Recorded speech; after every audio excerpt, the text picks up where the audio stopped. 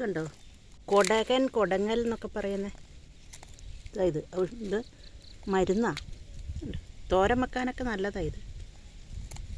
ഞാനിത് ഒന്ന് പിടിപ്പിക്കാൻ എന്തോരം കൊണ്ടേ നട്ടെന്നറിയോ. എന്നിട്ട് ഇപ്പോഴാണ് അതൊന്ന് പിടിച്ച് വന്നത്. ഇത് കണ്ടോ, ഇപ്പം ഇത് ഞാൻ വെള്ളമൊക്കെ ഒഴിച്ച് നല്ല ഇതാക്കി കഴിഞ്ഞുകൊണ്ട് ഇപ്പം നല്ലോണം പിടിച്ചു. ഇത് ഒരുപാട് രോഗത്തിന് നല്ലതായി കൊടകൻ. തോരനൊക്കെ വെക്കും.